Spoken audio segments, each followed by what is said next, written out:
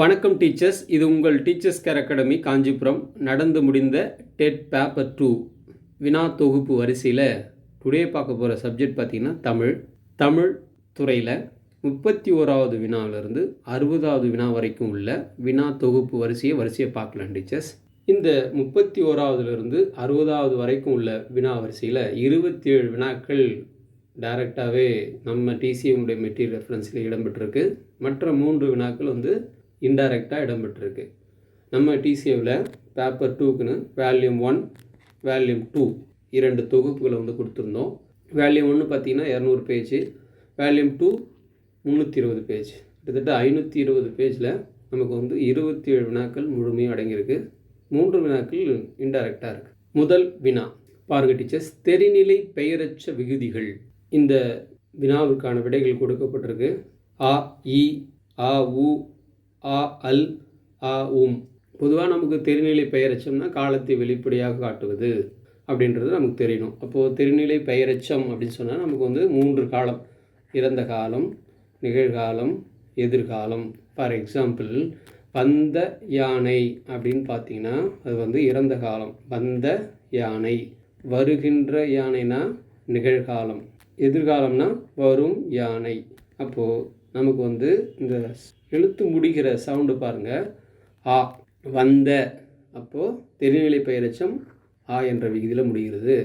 அடுத்தது வரும் என்ற சொல்ல என்பது வருது. அப்போது தெரிநிலை பெயரச்ச விகுதிகள் வெளிப்படையாக காலம் காட்டுன்னு பார்த்துருக்கோம்.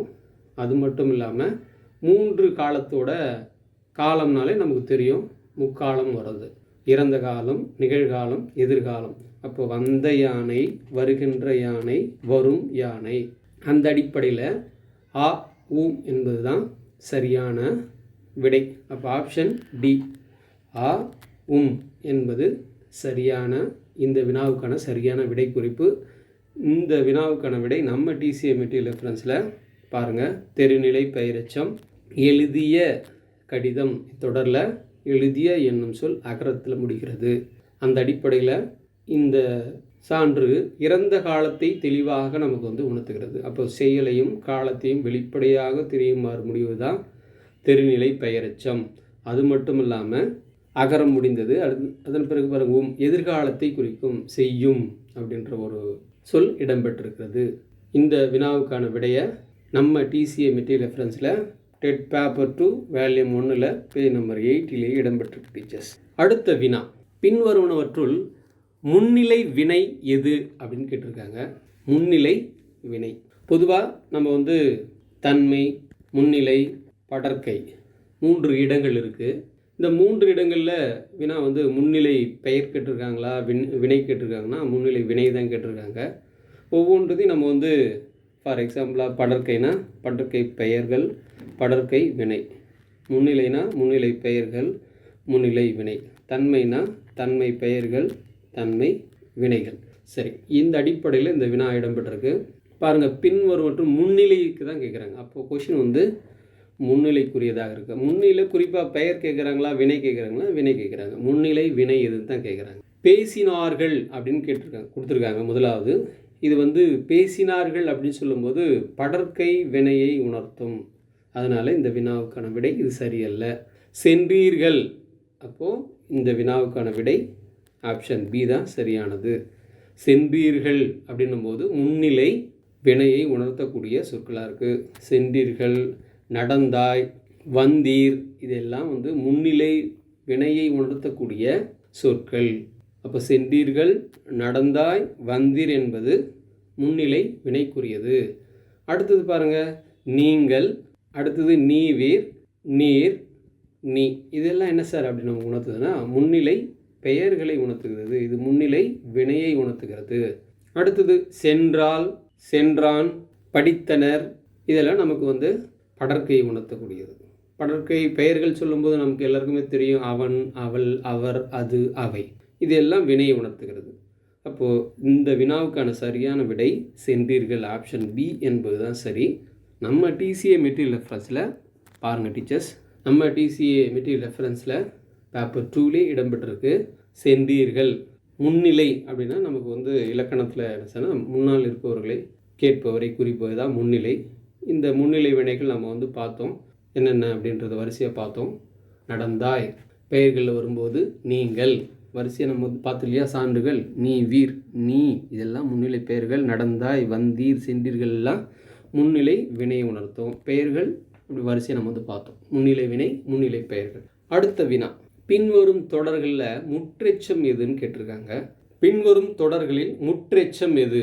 இந்த வினாவுக்கான விடை பாருங்கள், சான்றுகள் கொடுத்துருக்காங்க. வள்ளி படித்தனல், வள்ளி படித்தனல் மகிழ்ந்தால், வள்ளி படித்து மகிழ்ந்தால், வள்ளி படிக்க நினைத்தால். பொதுவாக நம்ம முற்றெச்சம்னா என்ன சார் நமக்கு வரையறை இருக்குது அப்படின்னா, ஒரு வினைமுற்று எச்ச பொருள் தந்து பிறகு மற்றொரு வினைமுற்றை கொண்டு முடியணும். அது பேர் தான் வந்து முற்றெச்சம். பாருங்கள், ஒரு வினைமுற்று சொல். வள்ளி படித்தலன்னா வினைமுற்று தான். ஆனால் நமக்கு என்ன டெஃபினேஷன்? ஒரு வினைமுற்று எச்சப்பொருள் தந்து மற்றொரு வினைமுற்று, 2 வினைமுற்று முடிய வேண்டும். அதுதான் வந்து விதி. அப்போ படித்தனல் ஒரு வினைமுற்று, மகிழ்ந்தால் என்பது ஒரு வினைமுற்று. அப்போது ஒரு வினைமுற்று எச்சப்பொருள் தரணும். அப்போ இது என்ன சார் தருதுன்னா, படித்து, வள்ளி படித்து மகிழ்ந்தால் என்கிற ஒரு எச்சப்பொருளை தருவதால் இந்த வினாவுக்கான சரியான விடை ஆப்ஷன் பி, வள்ளி படித்தனல் மகிழ்ந்தால். இந்த வினாவுக்கான விடையும் வினாவும் பார்த்தீங்கன்னா நம்ம டிசிஏ மெட்டீரியல் ரெஃபரன்ஸில் டிஎன்இ டெட் பேப்பர் 2ல் வேல்யூம் 1ல் பேஜ் நம்பர் 81 இருக்குது. பாருங்கள் டீச்சர்ஸ், முற்றெச்சம் அப்படியே இருக்குது. வள்ளி படித்தனல் மகிழ்ந்தால். இத்தொடரில் படித்தனல் என்னும் சொல் படித்து என்னும் வினையெச்ச பொருளை தருகிறது. இவ்வாறு ஒரு வினைமுற்று எச்ச பொருள் தந்து மற்றொரு வினைமுற்றை கொண்டு முடிவதே முற்றெச்சம் எனப்படும். சரிங்களா டீச்சர்ஸ்? அடுத்த வினா, மொழிக்கு முதலில் வராத எழுத்துக்கள் கேட்குறாங்க. மொழிக்கு முதலில் வராத எழுத்துக்கள். மொழிக்கு முதல்ல எத்தனை எழுத்து சார் வரும் அப்படின்னு பார்த்தீங்கன்னா 22 எழுத்துக்கள் வரும். மொழிக்கு இறுதியில் வரக்கூடிய எழுத்துக்கள் எத்தனைனா 24. அப்போது இறுதியில் வரக்கூடிய எழுத்துக்கள் 24, மொழிக்கு முதல் வரக்கூடிய 22 எழுத்துக்கள். இந்த வினா வந்து பார்த்திங்கன்னா மொழிக்கு முதலில் வராத எழுத்துக்கள் கேட்டிருக்காங்க. மெய்யெழுத்துக்கள் 18மே மொழிக்கு முதலில் வராது.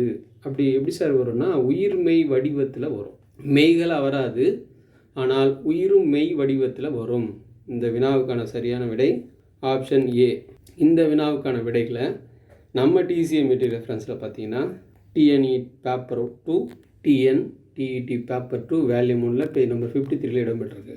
மொழிக்கு முதலில் வராத எழுத்துக்கள் பாருங்கள், மெய்யெழுத்துக்கள் 18 மொழிக்கு முதலில் வராது. அடுத்த வினா, ஈரசை சீருக்கு வழங்கக்கூடும் வேறு பெயர்கள் என்னன்னு கேட்குறாங்க. ஈரசை சீர்களுக்கு வழங்கும் வேறு பெயர்கள் அப்படின்ற ஒரு வினா இருக்காங்க. இந்த வினாவுக்கான விடைகள் வெண்சீர், இயற்சீர், காய்ச்சீர், கண்ணுச்சீர் கொடுத்துருக்காங்க. பொதுவாக யாப்பினுடைய உறுப்புகள் எல்லாருக்குமே தெரியும், எழுத்து, அசை, சீர். அந்த அடிப்படையில் யாப்பினுடைய உறுப்புகள் அனைவருக்கும் அறிந்த செய்தி தான். இப்போ சீர் அப்படின்னா இந்த ஒன்றுக்கு மேற்பட்ட அசைகளினுடைய கூட்டம் தான் சீர். சீர் அப்படின்னா ஒன்றுக்கு மேற்பட்ட அசைகளின் கூட்டம் தான் என்னது? சீர். அசைகளின் கூட்டம் தான் சீர். அப்போ இந்த சீர் எத்தனை வகையாக சார் பிரிக்கலான்னா, ஓரசை சீர் இருக்குது, ஓரசை சீர், ஈரசை சீர், மூவசை சீர், நாலசை சீர், 4 வகையாக இருக்குது. நமக்கு வந்து பார்த்திங்கன்னா வினா இடம்பெற்றது ஈரசை சீர்கள் இருக்கு இல்லையா? இந்த ஈரசை சீர்கள் வந்து கீழ்கண்டவற்றில் எதனோடு பொருந்தோம் அப்படின்னு கேட்டிருக்காங்க. இயற்சீர், இயற்சீரோடு தான் பொருந்தும். ஆப்ஷன் பி என்பது தான் சரி. அப்போ ஈரசை சீருக்கு வழங்கும் வேறு பெயர்கள் எதுனா இயற்சீர் சொல்லுவாங்க, அல்லது ஆசிரிய உரிச்சீர்னே சொல்லுவாங்க. இது பேர் என்னது? ஆசிரிய உரிச்சீர். அப்போ இந்த வினாவுக்கான சரியான விடை பார்த்திங்கன்னா ஆப்ஷன் பி. இந்த வினாவுக்கான விடைகள் நம்ம டிசிஏ மெட்டீரியல் ரெஃபரன்ஸில் டிஎன்இ டெட் பேப்பர் 2 வேல்யூம் 1ல் பேஜ் நம்பர் 121ல் இடம்பெற்றிருக்கு. ஈரசை சீர் 4. ஏற்கனவே நம்ம சொல்ல போகிறோம் யாப்பினுடைய உறுப்புகள் எது? எழுத்து, அசை, சீர், தலை, அடி, தொடை. இந்த யாப்பினுடைய உறுப்புகள் 6ல் சீர் என்பது 3வதாக இருக்குது. எழுத்து, அசை, சீர். அந்த சீர் வந்து ஓரசை சீர், ஈரசை சீர், மூவசை சீர், நாலசை சீர் என்று 4 வகையாக பிரிக்கப்படுகிறது. இங்கே ஈரசை சீருக்கு வழங்கக்கூடிய வேறு பெயர்கள் கேட்டிருக்காங்க. அந்த அடிப்படையில் இயற்சீர், ஆசிரியர் உரிச்சீர் தான் ஈரசை சீருக்கான வேறு பெயர்கள். நேர் நேர், நிறை நேர், நிறை நிறை, நேர் நிறை, இதுதான் வந்து இயற்சீராக கருதப்படுகிறது. ஆசிரியர் உரிச்சீர் என்றும் அழைக்கப்படுகிறது. அடுத்த வினா, இந்த வினாவும் டெட் பேப்பர் 1ல் இடம்பெற்றிருக்கு. இது டெட்டு பேப்பர் 1ல் இடம்பெற்றிருக்கக்கூடிய ஒரு வினா. 2லையும் இடம்பெற்றிருக்கு. இந்த வினா மட்டும் 1 and 2ல் இடம்பெற்ற ஒரு வினாவாக வினா பாருங்கள் டீச்சர்ஸ். கற்றோருக்கு மட்டுமே விளங்குபவை எவைன்னு கேட்குறாங்க. கற்றோருக்கு மட்டுமே விளங்குபவையாகவும் இலக்கியங்களில் மட்டுமே பயின்று வருபவையாகவும் அமையும் சொற்கள் டேஷ் எனப்படும் கேட்டிருக்காங்க. பொதுவாக இயற்சொல் அப்படின்னா நம்ம பேச்சு மொழி நிலையிலே இருக்கும், எல்லாருக்கும் தெரியும். கல், மண் இதெல்லாம் இயற்சொல். திரிச்சொல்னா அந்த இயற்சொல் திரிந்து வழங்குவது தான். இயற்சொல்லிருந்து திரிந்து வழங்குவது தான் நம்ம எதை சொல்கிறோம், திரிச்சொல் அப்படின்னு சொல்கிறோம். இது எதற்கு சார் உரியதுன்னா நூல் மொழிக்கு மட்டுமே உடையது. அதாவது நம்ம எழுதுகிற நூல்களுக்கு மட்டுமே உரியதாக இந்த திரிச்சொல் சொல்வோம். அந்த அடிப்படையில் கற்றவர் மட்டுமே உணரும் வகையில் அமைந்திருக்க சொல் திரிசொல். ஆப்ஷன் பி என்பது தான் சரியானது. பொதுவாக ஒரு பொருள் குறித்து பல சொல்லாய் வரும், இது பல பொருள் குறித்து ஒரு சொல்லாய் வரும் இந்த திரிசொல் என்னுடைய வகைகள். சரிங்க சார். இந்த வினாவுக்கான விடைகள் நம்ம டிசிஏ மெட்டீரியல் ரெஃபரன்ஸில் பேப்பர் 2 வால்யூம் 1 பேஜ் நம்பர் 62 இருக்குது. பாருங்கள். திரிச்சொல் கற்றோருக்கு மட்டுமே விளங்குபவை, இலக்கியங்களில் மட்டுமே பயின்று வருபவையாகவும் அமையும் சொற்கள் திரிசொற்கள். வங்கூழ், அழுவம், சாற்றினான், உருபயன் இதெல்லாம் இலக்கியங்களில் மட்டுமே பயன்படுத்தக்கூடியது. ஃபார் எக்ஸாம்பிளாக நம்ம உலகம் அப்படின்னா எல்லாருக்கும் தெரியும். ஆனால் நம்ம செய்யுளில் படிக்கும்போது ஞாலம் அப்படின்றத படிப்போம். அப்போ ஞாலம் என்பது நம்ம திரிசொல்லாக தான் நாம் எடுத்துக்கிட்டோம். அப்போது கற்றவருக்கு மட்டுமே விளங்கக்கூடிய சொற்கள் இந்த திரிசொற்கள். அந்த வகையில் பார்த்திங்கன்னா பெயர் திரிச்சொல், வினை திரிச்சொல், இடைத்திரிச்சொல், உரி திரிச்சொல் என 4 வகையாக பகுக்கப்பட்டிருக்கிறது. சரிங்க டீச்சர்ஸ். அடுத்த வினா கூற்று அடிப்படையில் அமைக்கப்பட்டிருக்கு. இந்த கூற்று 1, விகார புணர்ச்சியினுடைய வகை 3ஆக பிரிக்கலாம். விகார புணர்ச்சி 3ஆக பிரிக்கலாம் சொல்கிறாங்க. கூற்று 2, ஊருக்கு செல் என்பது 4ஆம் வேற்றுமை தொடர் அன்றுன்னு கொடுத்துருக்காங்க. இந்த 2 கூற்றும் சரியா தவறான்றதை பார்க்க போகிறோம். புணர்ச்சி அப்படின்னாலே நமக்கு தெரியும். புணர்ச்சிகள் இயல்பு புணர்ச்சி, விகார புணர்ச்சி அப்படின்ற 2 வகையில் நம்ம பார்த்துருப்போம். இயல்புனா எந்த வித மாற்றம் இல்லாமல் இருப்பது தான் இயல்பு. வாழை கூட்டல் மரம், வாழை மரம். அப்போது இந்த இயல்பு புணர்ச்சி முடிந்து. விகார புணர்ச்சி 3 வகையாக பிரிக்கலாம். 1 தோன்றுதல், திரிதல், கெடுதல். இந்த 3 வகையாக பிரிக்கப்படுகிறது. அப்போ அந்த அடிப்படையில் விகார புணர்ச்சியுடைய வகைகள் 3ஆக பிரிக்கலாம். அப்போ சரி. இந்த வினாவுக்கான விடை பார்த்திங்கன்னா நமக்கு விகார புணர்ச்சி 3ஆக பிரிக்கலாம் அப்படின்ற அடிப்படையில் நமக்கு 3 ஒரு சில அடிப்படையில் நம்ம தேர்ந்தெடுக்கலாம். அதில் மெய்ப்பிரிதாதல், குன்றல், திரிபு, மிகுதல் அப்படின்னு சொல்லி தொல்காப்பியரும் சொல்வார். அப்போது தொல்காப்பியர் சொல்லும்போது இயல்பு, மெய்ப்பிரிதாதல், குன்றல், திரிபு, மிகுதல் அந்த அடிப்படையில் தொல்காப்பியர் சொல்வார். அந்த வினாவுக்கான விடை நம்ம இதை தேர்ந்தெடுத்தாங்கன்னா கூட ஒரு வாய்ப்பாக இருக்கும். அதனால் நமக்கு 3 என்பது நம்ம இப்போ தேர்ந்தெடுக்கிறோம். விகார புணர்ச்சியுடைய வகைகளை 3ஆக பிரிக்கலாம். அடுத்த ஊருக்கு செல் என்பது 4ஆம் வேற்றுமை தொடர் அன்றுன்னு கொடுத்துருக்காங்க. நம்ம ஏற்கனவே படிச்சிருப்போம். ஐ, ஆல், கு, இன், அது, கண் எல்லாருக்குமே தெரியும் வேற்றுமை உருபுகள். ஐ, ஆல், கு, இன், அது, கண். அப்போது 2ஆம் வேற்றுமை, 3ஆம் வேற்றுமை, 4ஆம் வேற்றுமை. பாருங்கள், நமக்கு என்ன கொடுத்துருக்காங்க, ஊருக்கு செல் என்பது 4ஆம் வேற்றுமை தான் கொடுத்துருக்காங்க. இது அன்றுன்னு கொடுத்துருக்காங்க. இது 4ஆம் வேற்றுமையினுடைய உருவு தான், இது அன்றுன்னு வரக்கூடாது. அதனால் கூற்று 1 சரி, கூற்று 2 தவறு என்பதை நம்ம தேர்ந்தெடுக்கலாம் டீச்சர்ஸ் இந்த வினாவுக்கான விடையை. அடுத்தது இந்த வினாவுக்கான விடைகளை நம்ம டிசிஏ மெட்டீரியல் ரெஃபரன்ஸில் பார்க்கலாம் teachers. Page number dead paper 2 volume 1 page number 93 இடம்பெற்றிருக்கு. பாருங்கள். விகார புணர்ச்சி தோன்றல், திரிதல், கெடுதல். புணர்ச்சியின் போது ஏற்படக்கூடிய மாற்றங்களை வரிசைப்படுத்தி கொடுத்துருக்காங்க. அடுத்தது 4ஆம் வேற்றுமை உருவு கு. இது கொடை, பகை, நட்பு முதலியவருடைய உறுப்புகளாக வருன்றதை கொடுத்துருக்காங்க. கொடைனா முல்லைக்கு தேர் கொடுத்தான். அப்போ கு என்பது வருகிறது. கொடை என்பது கொடுப்பது. சரிங்க டீச்சர்ஸ். அடுத்த வினா பாருங்கள். வியங்கோல் வினைமுற்று சொற்கள் அமையுமாறு பாடலடியை பொறுத்துக. இந்த வினாவுக்கான விடை ஆப்ஷன் டி என்பது நம்ம சரியாக பொருத்தலாம். ஏன்னா யசோதர காவியத்தினுடைய இந்த பாடல் வரிகள் இடம்பெற்றிருக்கு. ஆக்குவது ஏதெனில் அறத்தை ஆக்குக அப்படின்ற வரி முடியும். போக்குவது ஏதெனில் வெகுளி போக்குக, இது 2 வரி. அடுத்த வரியில் சொல்வார், நோக்குவது ஏதெனில் ஞானம் நோக்குகன்னு சொல்லுவார். நோக்குவது ஏதெனில் ஞானம் நோக்குக, காக்குவது ஏதெனில் விரதம் காக்கவேன்னு சொல்லுவார். பொதுவாகவே நம்ம வியங்கோல் வினைமுற்று முடிகிற விகுதிகள் நம்ம மனப்பாடம் பண்ணி வச்சுருப்போம். க, இய, இய, அல் ஒரு சில இடங்களில். அப்போ இந்த 3 எழுத்துக்களை நம்ம மனப்பாடமாக தெரிஞ்சிருந்தால் ஈஸியாக அதை நம்ம இந்த வினாவுக்கான விடையை தேர்ந்தெடுத்துக்கலாம். ஆக்குக, போக்குக என்பது தான் சரியான விடையாக இருக்குது. இந்த வினாவுக்கான விடை குறிப்புகள் பார்த்திங்கன்னா நம்ம டிசிஏ மெட்டீரியல் ரெஃபரன்ஸில் பேப்பர் 2 வால்யூம் 1 பேஜ் நம்பர் 79 இடம்பெற்றிருக்கு. வியங்கோல் வினைமுற்று வாழ்த்துதல், வைதல், விதித்தல், வேண்டல் இந்த பொருள்களில் வரக்கூடிய வினைமுற்று வியங்கோல் வினைமுற்று எனப்படும். இது க, இய, இயர், அல் என விகுதிகளை பெற்று வரும். வாழ்க, ஒழிக, வாழிய, வாழியர் என்ற தொடரை இங்கே சான்றாக கொடுத்துருக்காங்க. அந்த அடிப்படையில் இந்த வினாவுக்கான விடை நம்ம ஆப்ஷன் பி என்பது தான் சரி. அடுத்த வினா, ஏழைக்கு உதவுதல் சால சிறந்தது என்பர். இந்த வினாவுக்கான விடை நமக்கு அனைவருக்குமே தெரிஞ்சது தான். உரிச்சொல் பெயர் சொல், பெயரை குறிக்கும். வினைச்சொல் தொழிலை குறிக்கும். இடைச்சொல் பெயரும் வினையும் சார்ந்து வரக்கூடிய சொல் இடைச்சொல். உரிச்சொல் என்பது பெயருக்கும் வினையுடைய பண்பை உணர்த்தும்னு சொல்கிறாங்க. அந்த அடிப்படையில் பெயருக்கும் வினைக்கும் உடைய பண்பை அல்லது தன்மையை உணர்த்துவது தான் உரிச்சொல். ஃபார் எக்ஸாம்பிள், சால சிறந்தது இங்கே கொடுத்துருக்காங்க. சிறந்தது என்பது ஒரு வினை, சால என்பது அந்த செயலுடைய தன்மையை சொல்கிறாங்க. மிகவும் சிறந்தது, ஏழைக்கு உதவுதல் மிகவும் சிறந்தது என்பது. இந்த அடிப்படையில் உரிச்சொல் என்பது அனைவருக்குமே தெரியும். சால, உரு, தவ, நனி என்கிற மிகுதி பொருள் வரக்கூடிய சொற்களை நம்ம படிச்சிருப்போம், உரிச்சொல். அந்த அடிப்படையில் இந்த வினாவுக்கான சரியான விடை நம்ம டிசிஏ மெட்டீரியல் ரெஃபரன்ஸில் பேப்பர் 2 வால்யூம் 1 பேஜ் நம்பர் 57 இருக்குது. உரிச்சொல், பெயர் சொல், வினைச்சொல் ஆகியவற்றுடைய தன்மையை மிகுதிப்படுத்த வருவது உரிச்சொல் ஆகும். நகரம்ன்றது பெயர் சொல். அது சொல்லும்போது மா நகரம், பெரிய நகரம் சொல்கிறாங்க. சால சிறந்தது, சிறந்தது என்பது மிகவும் சிறந்தது என்பது சொல்லி அதன் பிறகு அதற்கு அடையாக சால சிறந்தது, மிகவும் சிறந்தது என்ற ஒரு சொல்ல இந்த இடத்துல சால சிறந்தது என்ற சான்றையே கொடுத்துருக்காங்க. அந்த அடிப்படையில் இந்த வினாவுக்கான விடை டி, உரிச்சொல். அடுத்த வினா, இங்கே பாட்டு கொடுத்துருக்காங்க. உருண்டு தவழ்ந்து நெளிந்து பாயும் என்ற தொடரில் உள்ள வினையெச்ச சொற்களை கண்டறிந்து குறிப்பிடுக.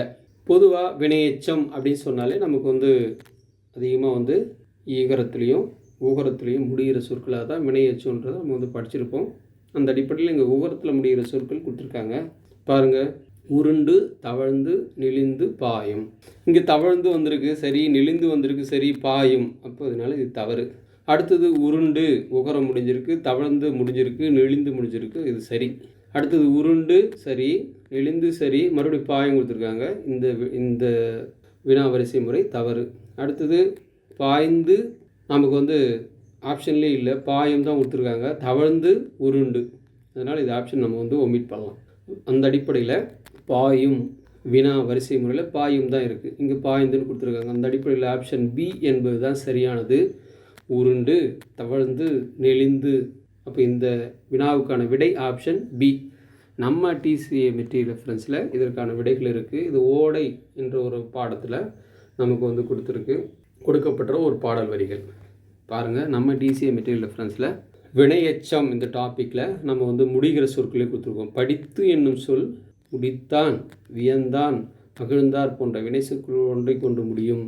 படித்து முடித்தான், படித்து வியந்தான், படித்து மகிழ்ந்தார், ஏதோ ஒரு வினை சொல்ல கொண்டு முடிந்தால் அது பேர் வினையெச்சம்ன்றது நம்ம அடிப்படையான சில இலக்கண அடிப்படையில் படிச்சிருப்போம். அந்த அடிப்படையில் இந்த வினாவுக்கான சரியான விடை ஆப்ஷன் பி என்பது தான் சரியானது. உருண்டு தவழ்ந்து நெளிந்து.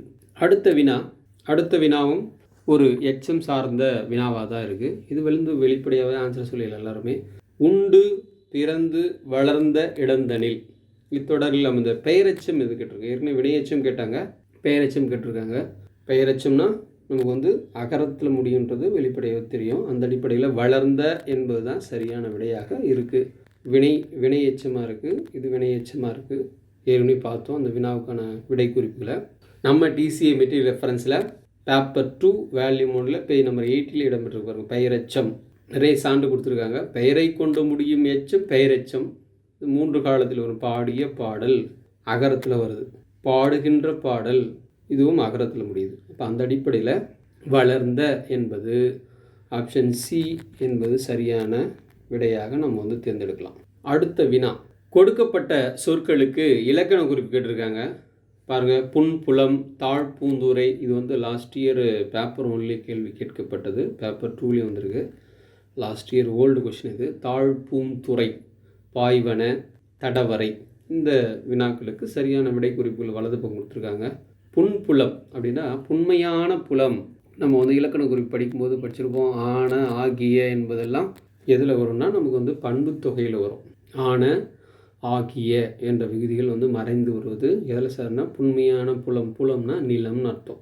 சரிங்க சார். நம்ம பயிர் வகைகளோட புஞ்சை, நஞ்சைன்னு சொல்கிறோம் இல்லையா, அந்த அடிப்படையில் தான் இங்கே கொடுத்துருக்காங்க புன்புலம். இப்போ இந்த வினாவுக்கான ஃபர்ஸ்ட் ஒன் பண்பு தொகைன்னு சூஸ் பண்ணலாம். அடுத்தது தாழ் பூந்துரை, தாழ்ந்த பூந்துரை, தாழ்கின்ற பூந்துரை, தாழும் பூந்துரை. தாழ்ந்த, தாழ்கின்ற, தாழும். இந்த அடிப்படையில் 3 காலமும் இதில் மறைந்து வந்ததுனால வினைத்தொகைன்னு நம்ம சூஸ் பண்ணலாம். அடுத்தது பாய்வன. அகரத்திலையும் ஆகாரத்திலையும் நம்ம வந்து முடிவதெல்லாம் பலவின்பால் அப்படின்றத படிச்சிருப்போம். பாய்வன என்பது பலவின்பால் வினைமுற்று. அடுத்தது தடவரை. ஏற்கனவே பார்த்தோம், உரிச்சொற்றொடரில் சால சிறந்ததுன்னு ஒரு எக்ஸாம்பிள். இந்த பகுதியிலேருந்து 2 வினா வந்து பேப்பர் 2 இடம்பெற்றிருக்கு. ஒன்று வந்து சால சிறந்ததுன்னு பார்த்தோம். இரண்டாவதாக இந்த பகுதியில் தடவரை கொடுத்துருக்காங்க. தடவரை அப்படின்னா ஒன்றும் இல்லை சார். வரைனா மலை, தடனா பெரிய பெரிய மலை. கம்பராமாயணத்தில் கூட கம்பர் சொல்வார், விற்பெரும் தடந்தோல் வீர அப்படின்னு சொல்லுவாங்க. தடந்தோல்னா மிகப்பெரிய வலிமையான தோல் அப்படின்றத இந்த இடத்துல சொல்கிறாங்க. விற்பெரும் தடந்தோல் வீர வீங்கு நீர் இலங்கை விற்பின் அப்படின்னு சொல்லி கம்பராமாயணத்தில் தடந்தோல் அப்படின்னு சொல்லி வருகிறது. இதுவும் உரிச்சொற்றொடரில் தான் வரும். சரிங்களா டீச்சர்ஸ்? அந்த அடிப்படையில் இந்த வினாவுக்கான சரியான வரிசை பாருங்கள். புன்புலம் அப்படின்னா 3வது பண்புத்தொகை, தாழ்பூந்துரை வினைத்தொகை, பாய்வன பலவின்பால் வினைமுற்று, தடவரை உரிச்சொற்றொடர். ஆப்ஷன் பி என்பது தான் சரியான விடை. இந்த வினாவுக்கான விடையும் விடை குறிப்புகளும் நம்ம டிசிஎம்டி ரெஃபரன்ஸில் சில இன்டைரக்டாகவும் இருக்குது, சில டைரக்டாகவும் இருக்குது. உரிச்சொற்கள் நம்ம ஏற்கனவே பார்த்தது போல் பெயர்களின் வினைகள் சார்ந்து வரக்கூடிய உரிச்சொற்கள்ன்றது வரிசையில் சில உரிச்சொற்களை வரிசையை கொடுத்துருக்காங்க. கடிநகர், கடி மிகுந்த, கடிநுனி, உருப்பசி, உரு. அந்த அடிப்படையில் நம்ம வந்து உரிச்சொற்றொடரில் தட வரை என்பதை நம்ம வந்து தேர்ந்தெடுத்துக்கலாம். அடுத்தது விகுதி, பகுபத உறுப்புகள் விகுதியில் சொல்லும் பொழுது அப்போது ஆ என்பன பலவின்பால் வினைமுற்று விகுதி. அடுத்த வினைத்தொகைன்னா நம்ம ஏற்கனவே பார்த்தது தான். இங்கே வந்து சான்றுகள் வந்து வீசு தென்றல், கொள்களேறி கொடுத்துருக்காங்க. நமக்கு வந்து 3 இடைநிலைகளும் காலங்காட்டு இடைநிலைகளும் பெயரச்ச விகுதியை மறைந்து நிற்க வினைப்பகுதியை தொடர்ந்து ஒரு பெயர் வந்து ஒரு சொல்லை போல நடப்பது தான் வினைத்தொகை. அதை நன்னூலார் கூட காலம் கறந்த பெயரச்சம் அப்படின்னு சொல்கிறார் இல்லையா, அந்த வினா தான் இந்த வினாவுக்கான விடை சரியானது. இங்கே என்ன நமக்கு சான்று கொடுத்துருந்தாங்கன்னா தாழ் பூந்துரை அப்படின்னு கொடுத்துருந்தாங்க. தாழ்ந்த பூந்துரை, தாழ்கின்ற பூந்துரை, தாழும் பூந்துரை. அப்போ இந்த வினைத்தொகைக்கான விளக்கம் தெரிஞ்சிருந்தால் இந்த விடையை நம்ம சரியாக செலக்ட் பண்ணியிருக்கலாம். அடுத்தது பண்பு தொகை ஏற்கனவே பார்த்தோம். ஆன, ஆகிய. மை விகுதி வரும்ன்றது எல்லாருக்குமே தெரியும். பாருங்கள், ஆகிய, ஆன. நமக்கு என்ன சான்று கொடுத்துருந்தாங்க? புன் புலம், புன்மையான புலம். அப்போது ஆன என்பது இந்த இடத்துல வருவதால் நம்ம வந்து பண்பு தொகையை சூஸ் பண்ணியிருக்கோம். சரிங்களா டீச்சர்ஸ்? நம்ம டிசிஏ மெட்டீரியல் ரெஃபரன்ஸில் பேப்பர் 2 வேல்யூம் 1 பேஜ் நம்பர் 60, 74, 85 இந்த வினாவுக்கான விடைகள் ஒரு சில வினாக்கள் இன்டைரக்டாகவும் இருக்குது. அடுத்த வினா பல் பழ பழவின் பழங்கெழு கொல்லி இத்தொடரில் வர வேண்டிய ஒற்று என்னன்னு கேட்குறாங்க. இத்தொடரில் வர வேண்டிய ஒற்று என்னன்னு கேட்டிருக்காங்க. பொதுவாக நம்ம வந்து வல்லினம் அப்படின்னு சொன்னால் படிச்சிருப்போம், கசட தப்புற வல்லினம். அப்போது இந்த வல்லினம் ஒற்று எங்கே வரும்ன்றத அந்த வினாவாக கேட்டிருக்காங்க. இந்த வல்லின ஒற்றுகள் வரிசையை கொடுத்துருக்காங்க. இப்போது கெழு கொல்லி, பழ பழவின், இந்த 2 நமக்கு வந்து எங்கே சார் ஒற்று வரும்ன்றது ஒரு குழப்பம் இருக்கும். பல் பழ பழவின், அந்த அடிப்படையில் ஆன்சர் வந்து பார்த்திங்கன்னா பல் பழ பழவின் பழங்கெழு கொல்லி. ஒன்றும் இல்லை சார், கொல்லிமலை ஓரியை புகழ்ந்து பேசக்கூடிய ஒரு பாடலாக தான் இருக்குது. அந்த மலை பல்வேறு பழங்கள் நிறைந்திருக்கக்கூடிய ஒரு இடமாக கொல்லிமலை இருக்கிறதுன்னு சொல்லி இந்த பாடல் வரிகள் சொல்லுகிறது. பல் பழ பழவின் பழங்கெழு கொல்லி அப்படின்னு சொல்லி இந்த வினா விடை பார்த்திங்கன்னா ஆப்ஷன் ஆப்ஷன் ஏ தான் இது சரியான விடையாக நம்ம தேர்ந்தெடுக்கலாம். இப் என்பது தான் இந்த வல்லினத்தில் எந்த ஒற்று சரி இதுக்கு சரியாக பொருந்தனா நமக்கு வந்து இப்பு தான் சொல்ல முடியும். இங்கே வந்து இக்கு சொல்லக்கூடாது. பல்கேழு கொல்லி இந்த இடத்துல இக்கு வராது. அதனால் இந்த வினாவுக்கு நிறைய பேர் சரியான விடையை தடுமாறி இருப்பீங்க. ஆனால் சரியான விடை பார்த்திங்கன்னா இப்பு என்பது தான் சரி. பல்பழ பலவின் பலவின் என்பது ஒன்றும் இல்லை, பலாமரத்து தான் இங்கே சுருக்கமாக பலா அப்படின்னு வர்றதுல பலவின் அப்படின்றதுல கொடுத்துருக்காங்க. நம்ம டிசிஏ மெட்டீரியல் ரெஃபரன்ஸில் பார்த்திங்கன்னா இந்த வினாவும் விடையும் இடம்பெற்றிருக்கு பாருங்கள். பழ பலவின் பழங்கெழு கொல்லி பழ பல என்ற சொல்லுக்கு பலவின் என்ற சொல்லுக்கும் இடையில் இந்த இப் என்ற ஒரு வல்லின ஒற்று தோன்றும். இது எந்த அடிப்படையில் தோன்றும்னா ஒரு இலக்கண அடிப்படையை இங்கே வரையறுத்து கொடுத்துருக்காங்க. உயிர் முன்னாடி வல்லினம் வருவது இயல்பு. அந்த அடிப்படையில் பழ பலவின் தான் சரியான விடை. ஆப்ஷன் ஏ என்பது சரி. அடுத்த வினா கூற்று 1. வினைத்தொகையை நன்னூலார் காலம் கறந்த பெயரெச்சம் என கூறியுள்ளார். காரணம் வினைத்தொகையானது 3 காலமும் பொருந்தும்படி அமைந்து வரும். சரிதான். அப்போது வினைத்தொகைனா நன்னூலார் சொன்னது காலம் கறந்த பெயரெச்சம் அப்படின்னு சொல்லி தன்னுடைய இலக்கண நூலில் வரையறுத்திருப்பார். வினைக்கான ஒரு வரையறை சொல்லும்பொழுது வினைத்தொகை என்பது காலம் கறந்த பெயரெச்சம், 3 காலத்தையும் மறைந்து வரும் அப்படின்றது நமக்கு படிச்சிருப்போம். அந்த அடிப்படையில் கூற்று 1 சரி. காரணம் வினைத்தொகையானது 3 காலம் பொருந்தும்படி அமைந்து வரும். இந்த வினாவுக்கான விடையை பாருங்கள் டீச்சர்ஸ். கூற்று என்பது சரி, காரணமும் சரி. வினைத்தொகையை நன்னூலார் வரையறுக்கும் போது காலம் கறந்த பெயரெச்சம். ஃபார் எக்ஸாம்பிள் வளர் தமிழ் அப்படின்னு சொன்னால் நம்ம அதை எப்படி சார் 3 காலமும் பிரிக்கலாம்? முதலாவது பார்த்திங்கன்னா வளர்ந்த தமிழ் அப்படின்றத நம்ம வந்து பிரிக்கலாம். அடுத்தது வளர்கின்ற தமிழ் அப்படின்றத 2வது காலத்தில் நம்ம வந்து வரையறுக்கிறோம். 3வது வளரும் தமிழ். அப்போ இந்த 3மே உணர்த்துவது வினைத்தொகையானது 3 காலமும் பொருந்தும்படி வந்திருக்கு. அப்போது இறந்த காலம், நிகழ்காலம், எதிர்காலம். வளர்ந்த தமிழ் இறந்த காலம், வளர்கின்ற தமிழ் நிகழ்காலம், வளரும் தமிழ் எதிர்காலம். அப்போ 3 காலமும் மறைந்து வருங்கிற ஒரு பெயரெச்சம்தான் வினைத்தொகைன்னு வரையறுக்கிறார். அதுவும் பொருந்துகிறது. அப்போ 2மே பொருந்துவதால் இந்த சரியான விடை பார்த்திங்கன்னா ஆப்ஷன் சி கூற்றும் சரி, காரணமும் சரி. இந்த வினாவுக்கான விடைகள் நம்ம டிசிஏ மெட்டீரியல் ரெஃபரன்ஸில் டெட் பேப்பர் 2 வேல்யூம் 1 பேஜ் நம்பர் 87 இருக்குது பாருங்கள். வினைத்தொகை ஆடு குடி வளர்த்தமிழ். நம்ம வந்து இப்போ தான் வளர்த்தமிழ் பார்த்தோம். அந்த அடிப்படையில் ஆடு கொடியை பார்க்கலாம். ஆடிய கொடி, ஆடுகின்ற கொடி, ஆடும் கொடி. அப்போ 2வது கூற்று சரி. அதுக்கப்புறம் பாருங்கள் காலம் கறந்த பெயரெச்சம் வினைத்தொகை நன்னூல்ல 364வது நூற்பா. அப்போது கூற்று சரி, காரணம் சரி. நம்ம டிசிஏ மெட்டீரியல் ரெஃபரன்ஸில் பேஜ் நம்பர் 87 இடம்பெற்றிருக்கு டீச்சர்ஸ். அடுத்த வினா. இந்த வினா உயிர்மெய் எழுத்துகளில் மொழிக்கு முதலில் வராத எழுத்து எதுன்னு கேட்டிருக்காங்க. அடுத்த வினா பாருங்கள். உயிர்மெய் எழுத்துகளில் மொழிக்கு முதலில் வராத எழுத்து அப்படின்னு கேட்டிருக்காங்க. நன்னூலார் கருத்துப்படி வடமொழியில் ரகரம் வராதுன்னு சொல்லுவார் மொழிக்கு முதல்ல. இருந்தாலும் அந்த ரகரத்திற்கு இணையாக 3 எழுத்து சொல்லுவார். ஆ, இ, உ இந்த 3 எழுத்துக்கு முன்னாடிட்டு எழுதலாம். ரகரம் மொழிக்கு முதல்ல வராது. ராக்கி வரக்கூடாது. நம்ம தமிழில் முதல் எழுத்தாக வராது. இருந்தாலும் ஆ, இ, உ என்ற எழுத்துக்களை முன்னிட்டு எழுதலாம்னு சொல்லுவார். ஃபார் எக்ஸாம்பிளாக அரங்கம் ரகரம் அதோட அகரத்தை சேர்க்குறார் அரங்கம். அதுக்கப்புறம் ஈயோட ராமன் ஈ சேர்க்குறார். அதுக்கப்புறம் ரோமம் ஊ சேர்க்குறார். அப்படி வரலாம் அப்படின்றது அவருடைய கருத்து. வடமொழியினுடைய எழுத்துக்கள் வரும்போது தமிழில் இந்த அகரம் ஈகரம் உகரத்தை சேர்த்து எழுதலாம். அரங்கம், ராமன், ரோமம்.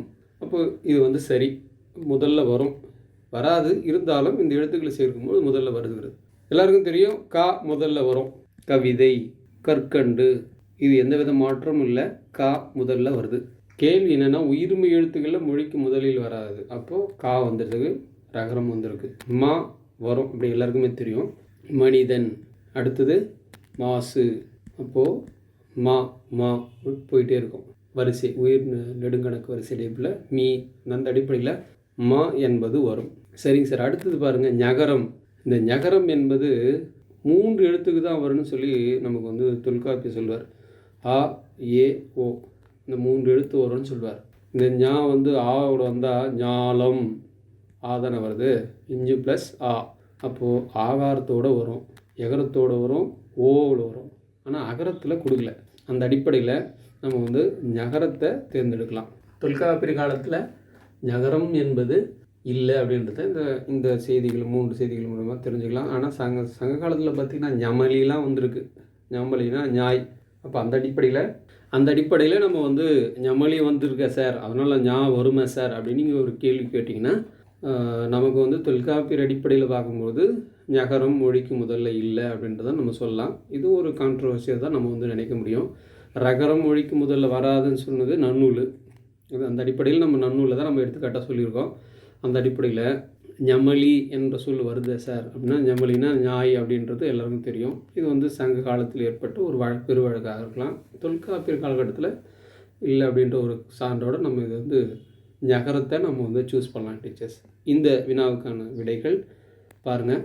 மொழிக்கு முதலில் வராத எழுத்துக்களில் பாருங்கள், ஞகரம், ஞகரம், யகரம், வகரம் இதெல்லாம் உயிர்மை எழுத்து வரிசைகளில் மொழி முதலில் வருவதாக குறிப்பிட்ட எழுத்துக்கள் தவிரன்னு சொல்லிட்டாங்க. அது எந்தெந்த எழுத்தோடு வருதோ அந்த எழுத்தோடு தான் வரும். மற்ற எழுத்துக்களில் மொழிக்கு முதல்ல வராதுன்னு இங்கே ஒரு டெஃபினேஷன் இருக்கிறதுனால அப்போ ஞகரத்தை நம்ம வந்து செலக்ட் பண்ணலாம். சரிங்களா டீச்சர்ஸ்? நம்ம டிசிஎம்இடி ரெஃபரன்ஸில் பேப்பர் 2 வால்யூம் 1 பேஜ் நம்பர் 53 இடம்பெற்றிருக்கு. அடுத்த வினா 46. வெண்பா, ஆசிரியப்பா, கலிப்பா, வஞ்சிப்பா வரிசைப்படுத்தி கொடுத்துருக்காங்க. இதற்கான ஓசைகள் என்னன்னு கேட்டுருக்காங்க டீச்சர்ஸ்.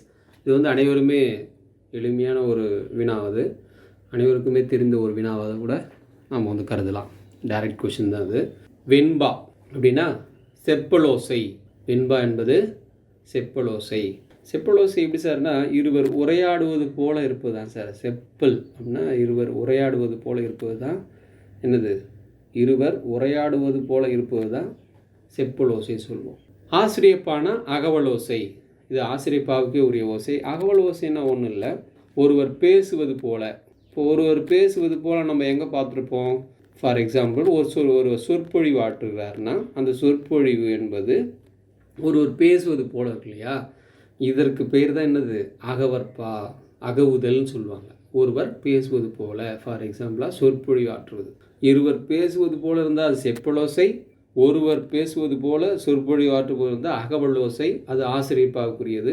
கலிப்பா ஒன்றும் இல்லை சார். ஃபார் எக்ஸாம்பிள் கலிப்பா வந்து துள்ளல் ஓசை. ஒரு கன்று துள்ளினார் போல சீர்தோறும் வருவது தான் துள்ளல் ஓசைன்னு சொல்லுவாங்க. கலிப்பா இருக்கு. கன்று துள்ளினார் போல, இளங்கன்று துள்ளினால் எப்படி இருக்குமோ அதுபோல் பாக்கள் இருக்குன்னு சொல்கிறாங்க. கன்று துள்ளினார் போல சீர்தோறும் வருவது.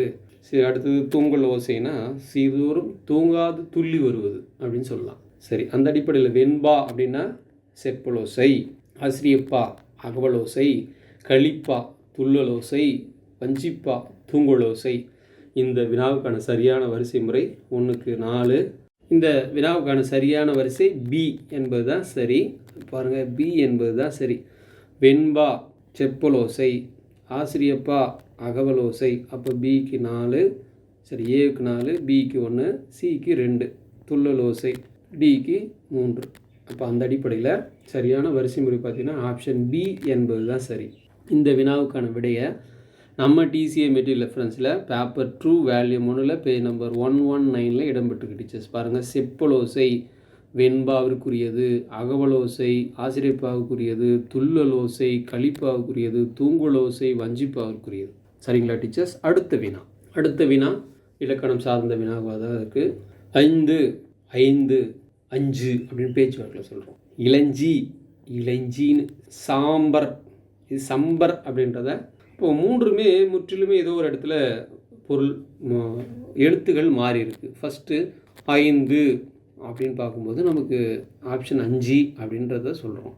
இளஞ்சி அப்படின்னா இளஞ்சி அப்படின்னா வந்து பார்த்தோம். இளஞ்சினா நீர்த்தேக்கன்றதை பார்த்தோம். பல்வேறு நீர்நிலைகள் இருந்தது.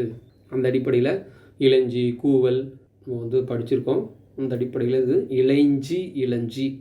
சாம்பர் அப்படின்னா சம்பர் அப்படின்றதான் சாம்பர் நீண்டு இதில் வந்திருக்கு. அப்போது முதல் எழுத்தில் ஒரு மாற்றம் இருக்குது, இது இடையில் ஒரு மாற்றம் இருக்குது, இது முழுவதுமே மாற்றம் இருக்குது. முழு, இடை, முதல், இதை வச்சு நம்ம கண்டுபிடிச்சிடலாம். சரி, என்ன சார் மாற்றம், ஏன் இந்த எழுத்துக்கள் இப்படி மாற்றி சொல்லலாமா அப்படின்னா இலக்கணத்தில் ஒன்று இருக்குது. சொல்லில் ஓர் எழுத்து இருக்க வேண்டிய இடத்துல வேறொரு எழுத்து வந்தாலும் அது பொருள் மாறாது. சொல்லில் ஓர் எழுத்து இருக்க வேண்டிய இடத்துல வேறொரு எழுத்து வந்தாலும் பொருள் மாறாது. அதுக்கு பேர் என்ன சார் கிராமர்னா போலி அப்படின்றத நம்ம இலக்கண அடிப்படையில் பேசியிருப்பாங்க இலக்கண நூலார். அப்போது சொல்ல ஒரு எழுத்து வரும், அந்த எழுத்துக்கு பதிலாக வேறு எழுத்து வரும், ஆனால் பொருள் மாறுமானா மாறாது. அது 5 அப்படின்னாலும் 5 என்ற எண்ணை தான் குறிக்கும். அப்போ இந்த இடத்துல பாருங்கள், முதல்ல மாறி இருந்தால் முதல் போலி, இடையில் மாறி இருந்தால் இடைப்போலி, கடையில் மாறி இருந்தால் கடைப்போலி இறுதியாக. அப்போ அந்த அடிப்படையில் 5 என்பது இந்த இதில் முதல் எழுத்து மாறி இருக்குது, இஞ்சு 5ன்னு வர வேண்டியதில் இஞ்சு வந்திருக்கு. சு என்பது அப்போ முற்றும் மாறியதுனால இது பேர் முற்றுப்போலி. சரி பாருங்கள், இளைஞ்சி இந்த இடத்துல இளஞ்சின்னு வர வேண்டிய இடத்துல இளைஞ்சின்னு வந்ததுனால இடையில் மாறியதில் அது வந்து இடைப்போலி. சாம்பர், சாம்பர் என்பது சம்பர் அப்படின்றத வரணும். தொணக்கால் வந்து நீண்டு சொல்கிறாங்க. சம்பர் அப்படின்றத சரியான உச்சரிப்பு. இப்போ சம்பர் அப்படின்னா அசுரன் அப்படின்ற ஒரு பொருள் இடம்பெற்றிருக்கு. அப்போ சம்பர் அப்படின்னா அசுரன். அப்போ இதில் பாருங்கள், முற்றுப்போலி ஃபஸ்ட்டு இது 5 என்பது முற்றுப்போலி, எல்லா இடத்துலையுமே மாறி இருக்குது. இடைப்போலினா இளஞ்சி, இதில் இடையில் மட்டும் மாறி இருக்குது.